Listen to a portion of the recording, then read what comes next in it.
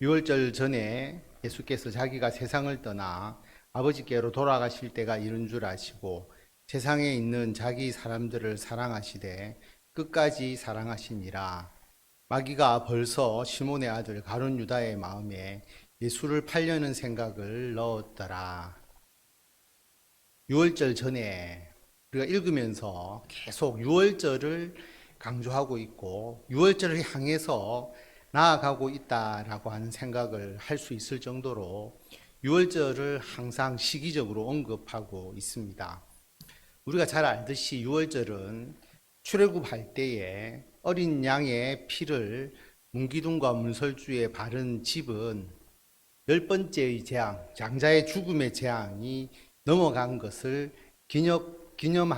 기억하는 절기이죠. 그래서 너물유, 너물월, 장자의 죽음이 넘어갔다라고 하는 의미입니다. 이 유월절은 예수님께서 십자가에 돌아가셔서 우리들의 죄를 대속하셔서 우리에게 생명을 주신다라고 하는 의미와 아주 정확하게 일치를 합니다. 그래서 예수님을 유월절 어린 양으로 표현하기도 하죠. 그래서 예수님께서는 이 유월절의 의미를 우리에게 온전하게 가르쳐 주시면서 예수님의 죽음의 의미를 깨닫게 하기 위해서 유월절 절기 때에 십자가에서 돌아가셨습니다. 그래서 예수님의 그 공생의 마지막은 유월절 절기를 향해서 나아가게 됩니다. 그래서 유월절 전에라고 표현을 하시고요. 예수님은 이 세상을 떠나서 다시 아버지께로 돌아갈 때가 되었다라고 하는 것을 아시고 세상에 있는 자기 사람들, 제자들을 끝까지 사랑하셨습니다. 마지막에 무엇을 하느냐 하는 게 그 사람의 인생을 정리한다고 할까요? 대표한다고 할까요? 예수님은 자기가 세운 그 제자들을 위해서 마지막 시간을 함께 보내시고 그들을 끝까지 사랑하셨다라고 하는 겁니다. 결국 예수님은 이 땅에서 우리를 구원하시고 그 구원의 사역을 앞으로 감당할 제자들을 양육하시고 제자들을 남기신 것이 그 삶에 있어서 마지막 중요한 부분이었음을 알 수가 있습니다. 우리들도 마찬가지겠죠. 우리가 남은 여생을 어떻게 보낼 것인가 라고 하는 것을 생각해 봅니다. 그러면 우리가 아버지께로 돌아갈 때가 이르렀다면 우리가 한평생 우리가 애쓰고 힘쓴 일들을 거기에 마무리할 수 있도록 집중하는 것이 필요하겠죠.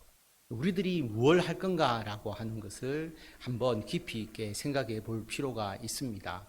예수님은 자기가 세운 사람들을 사랑하시고 끝까지 사랑하시면서 그들이 예수님께서 이 땅에 이루신 그 구원의 복음을 전파하는 사역을 감당하기를 원하셨다라고 하는 겁니다. 그것을 할 수 있도록 그들을 사랑하시고 배려하셨음을 알 수가 있습니다.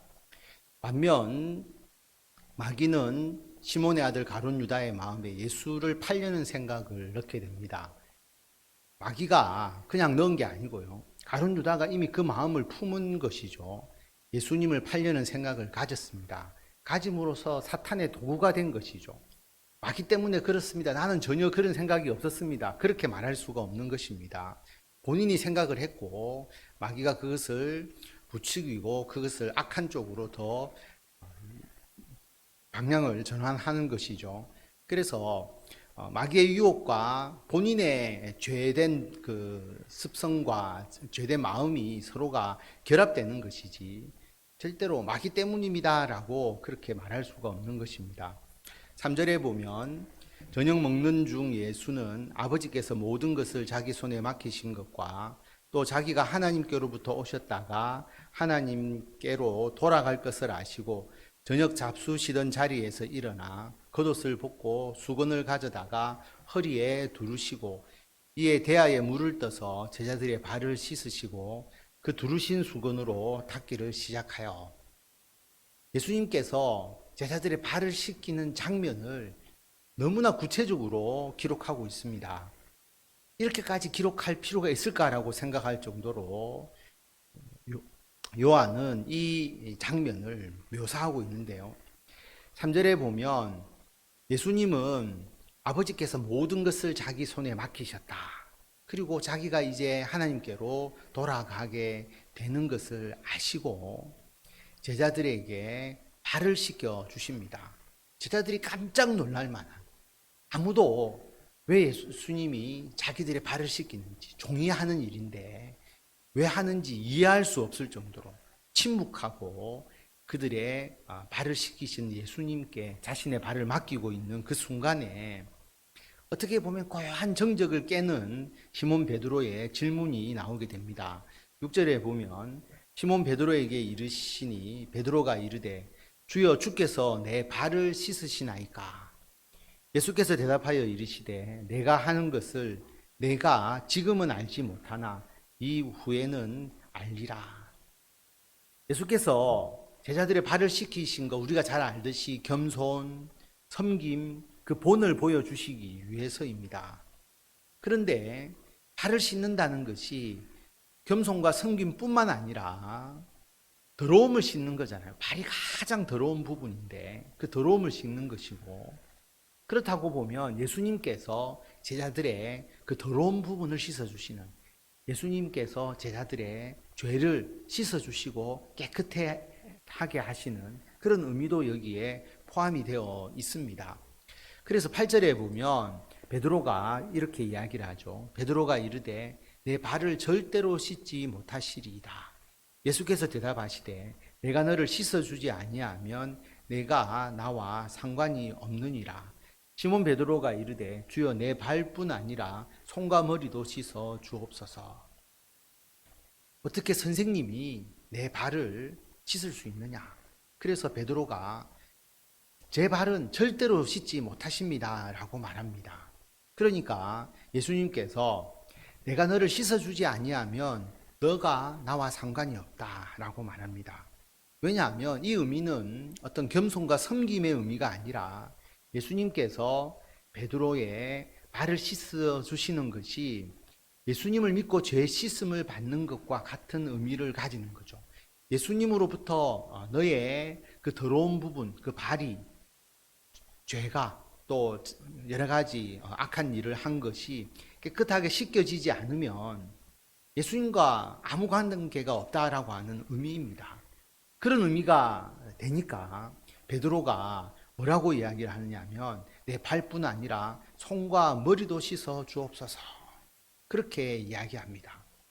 베드로의 굉장히 어떤 적극성, 어떤 선한 욕심, 무리를 걸어갈 때도 베드로의 욕심이 있었죠. 그런 것처럼 선한 욕심이 있음을 알 수가 있습니다. 과도한 자신의 욕심을 표출을 하죠. 왜냐하면 발을 씻는 것이 죄를 씻는 것의 의미가 포함이 되어 있다는 것을 딱 아니까 손도 씻어주시고 머리도 씻어주시고 내 전체를 깨끗하게 해주십시오. 그렇게 베드로가 말했습니다. 10절에 보면 예수께서 이르시되 이미 목욕한 자는 발밖에 씻을 필요가 없느니라. 온몸이 깨끗하니라. 너희가 깨끗하나 다는 아니니라 하시니 이는 자기를 팔 자가 누구인지 아심이라. 그러므로 다는 깨끗하지 아니하다 하시니라. 제자들은 이미 모욕한 자다라고 말씀하십니다. 예수님을 믿는 사람들이잖아요. 예수님을 따르기로 결심하고 자신의 모든 것을 포기하고 예수님과 함께한 사람들입니다. 이런 사람들은 목욕한 것과 같다라고 하는 것입니다. 우리가 예수님을 믿고 예수님을 구주로 섬기고 있잖아요. 예수님의 제자가 우리가 되었습니다. 우리는 목욕한 것과 같다라고 하는 거죠. 그러면 우리는 앞으로 발만 씻으면 된다라고 하는 것은 우리의 일상생활을 통해서 우리가 지은 죄, 우리가 예수님 안에 있고 예수님의 자녀이지만 그래도 우리가 일상적으로 짓는 죄들이 분명히 있으니까 그 죄를 회개하면서 우리가 성화되어 가는, 조금씩 성화되어 가는 것, 그게 발을 씻는 것과 같다라고 하는 것입니다. 목욕을 한 것과 안 한 것은 엄청난 차이가 있잖아요. 몸을 씻느냐 씻지 않느냐, 더러움의 차이가 있죠. 예수님의 십자가의 대속을 믿는 것과 믿지 않는 것은 너무나 큰 차이가 있습니다. 그래서 예수님의 십자가의 대속을 믿고 예수님의 제자가 된 사람들은 발을 씻는, 늘 회개하고 주님 안에서 성화되어 가는, 그것을 우리가 행해야 한다라고 하는 겁니다. 뿐만 아니라 너희가 깨끗하지만 다는 아니다. 가룟 유다가 예수님의 팔 것을 미리 아시고 말씀하셨습니다. 예수님은 끊임없이 가룟 유다에게 회개할 기회를 계속 주시거든요. 그런데 가룟 유다는 그것을 거부합니다. 받아들이지 않는 것이죠. 12절에 보면 그들의 발을 씻으신 후에 옷을 입으시고 다시 앉아 그들에게 이르시되 내가 너희에게 행한 것을 너희가 아느냐? 너희가 나를 선생이라 또는 주라 하니 너희 말이 옳도다. 내가 그러하다.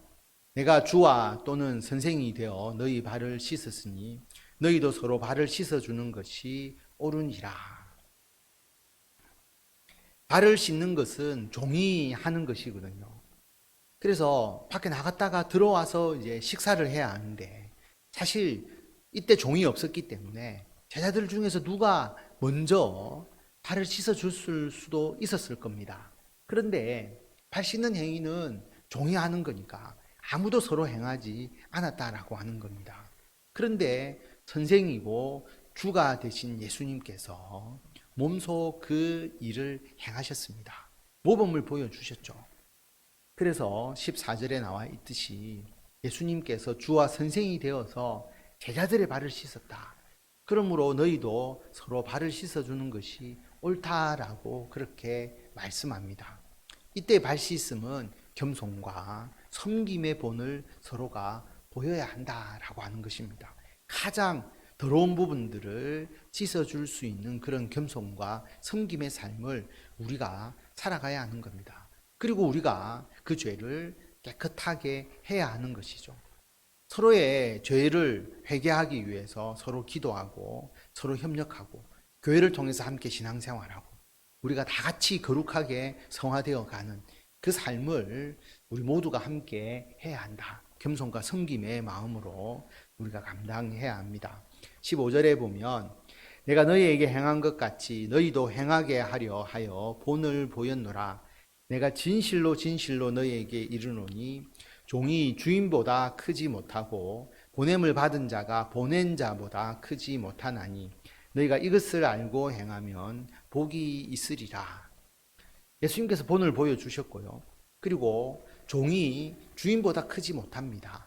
보냄을 받은 자가 보낸 자보다 크지 못합니다.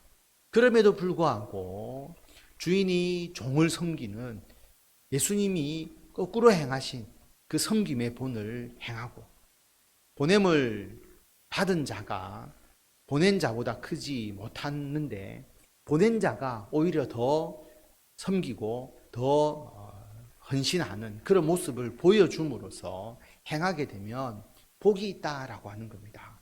우리가 그런 삶을 살아가는 것이죠. 그리스도인들이 예수님께서 발을 씻어주시는 그 본질을 우리들의 삶을 통해서 이루지 않는다면 우리 그리스도인의 가치가 무엇이 있겠느냐라고 생각을 해봅니다. 그래서 세족식이라고 하는 의식을 우리 그리스도인 외에도 세상에서도 많이 행하잖아요.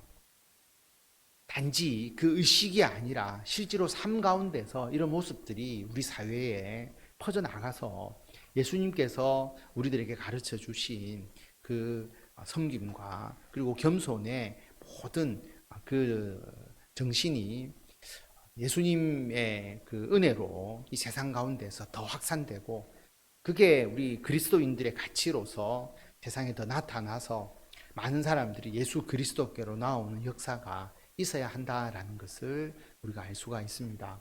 18절에 보면 내가 너희 모두를 가리켜 말하는 것이 아니니라. 나는 내가 택한 자들이 누구인지 알미라. 그러나 내 떡을 먹는 자가 내게 발꿈치를 들었다 한 성경을 응하게 하려는 것이니라.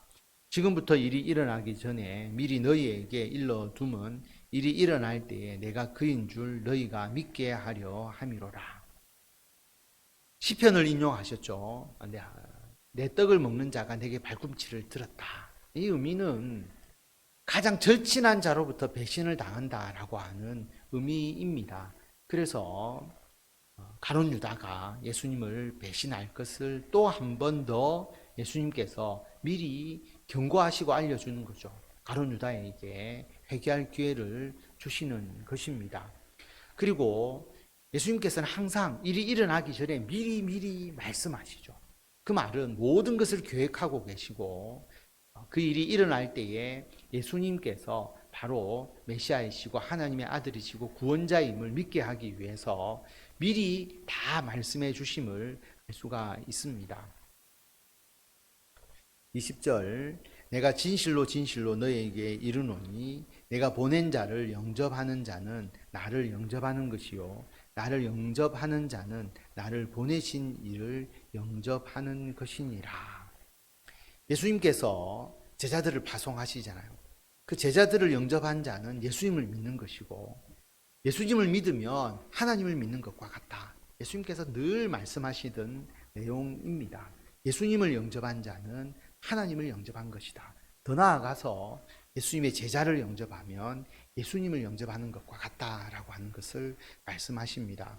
오늘 요한복음 13장 1절에서 20절 말씀을 통해서 예수님께서 제자들의 발을 씻기신 이 의미를 우리들의 삶 가운데서 우리가 늘 실천하기를 원합니다. 그리고 우리들의 죄가 늘 깨끗하게 되어서 예수님 안에서 거룩한 모습으로 성화되어 갈 수 있도록 우리는 모욕할 필요는 없지만 끊임없이 우리들의 더러운 발을 씻듯이 우리들의 삶에서 일어나는 그러한 작은 죄에 대해서 우리가 회개하고 나아가는 것이 필요하다라고 하는 것을 우리에게 말씀하고 있습니다. 그리고 우리가 예수님의 보냄을 받은 자잖아요. 우리가 세상 속에 파송을 받은 자입니다. 우리가 어떻게 하느냐에 따라서 예수님의 영광이 드러날 수 있고 드러나지 못할 수가 있습니다. 우리를 영접하고 우리들과 함께 신앙생활을 하는 자는 예수님을 섬기는 자이지 않습니까? 반면에 우리가 어떻게 하느냐에 따라서 예수님의 영광을 가릴 수도 있고 영광을 드러낼 수도 있다라고 하는 것을 기억하시고 우리가 주 예수 그리스도의 복음을 전하면서 주님의 영광 이 세상에 높이 드러내고 하나님의 은총과 주의 복을 받아 누리시는 성도 여러분들이 다 되시기를 바랍니다.